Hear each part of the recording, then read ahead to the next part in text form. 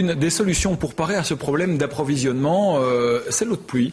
Il faut dire que cette eau de pluie, on l'utilise de plus en plus dans nos habitations, alors que ce soit pour les chasses d'eau ou pour nettoyer la voiture. Hein. Et quand on réfléchit, c'est vrai que c'est un petit peu stupide finalement de mettre de l'eau potable dans les WC. Ouais.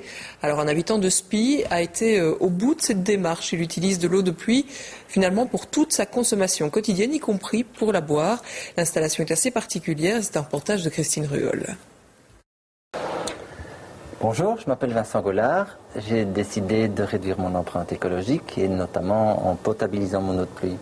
Vous pouvez me suivre? Non, on ne va pas rentrer parce que tout commence à l'extérieur. Ce sont bien sûr les gouttières qui recueillent l'eau de pluie, une eau qui est en fait presque potable, mais qui va se charger de saleté au contact du toit. Alors, premier traitement, un pare-feuille qui élimine les grosses saletés. Et deuxième traitement, avant d'aller dans la citerne, un simple mousse pour retenir les poussières. En fait, c'est du mousse que j'ai récupéré du tapis à langer de mes enfants, parce qu'il est plus mince que le mousse que l'on vend avec le bac, tout simplement.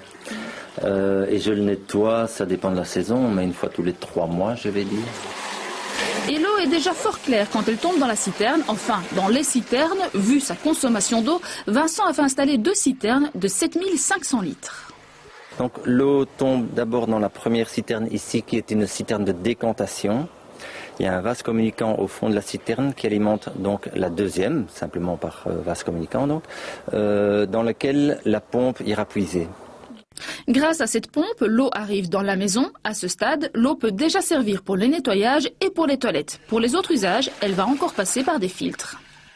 Il y a un premier filtre à sédimentation qui retient les particules supérieures à 25 microns, suivi d'un filtre au charbon actif qui est là pour retenir les résidus de pesticides, mais il n'y en a pratiquement pas, et ensuite contre les mauvaises odeurs et le mauvais goût.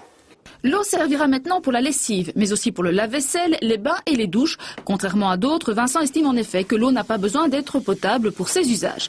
L'eau n'est potabilisée que dans la cuisine grâce à ces 4 filtres spécifiques. Dans toute la maison, il n'y a qu'un seul robinet d'eau potable. Après tout, il n'y a que quand on l'avale que l'eau doit être potable. Et ça ne représente que quelques litres sur la journée. Et alors, elle est bonne votre eau? Excellente. Et d'ailleurs, au niveau des analyses, elle se rapproche très fort de l'eau de spa.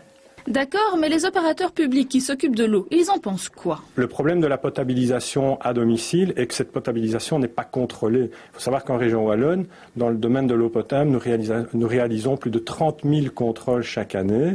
Donc cette personne prend un gros risque en cas de dysfonctionnement de son système.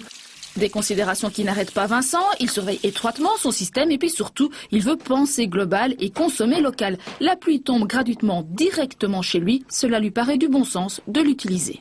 D'abord, j'ai de l'eau disponible ici qui court-circuite tout le traitement de l'eau de distribution, notamment l'adjonction de chlore. Ensuite, il y a l'acheminement qui consomme de l'énergie.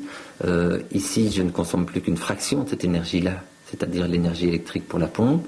Et il faut voir en aval de ma maison, toute l'eau savonneuse principalement que je rejette, elle est 3 fois moins polluée qu'avant. Et oui, la famille utilise 3 fois moins de savon lessive ou vaisselle, 170 € d'économiser chaque année. Plus de facture d'eau, 250 €. Plus d'achat de bouteilles d'eau, 400 €. Sans compter que ces machines s'useront beaucoup moins vite, Vincent a calculé 800 € de bénéfices par an, dont il faut déduire 100 € d'amortissement pour la pompe et le remplacement des filtres. Enfin, il a fallu investir 5 000 € pour toute l'installation. 6 ans donc pour rentabiliser le système, mais évidemment, l'important n'est pas là. Prendre sa douche avec de l'eau de pluie chauffée par les panneaux solaires, ça me réjouit beaucoup au niveau de l'écologie. Et à ceux qui disent que ce n'est qu'une goutte d'eau dans la mer, Vincent répond qu'il veut réduire son empreinte écologique de toutes les manières possibles.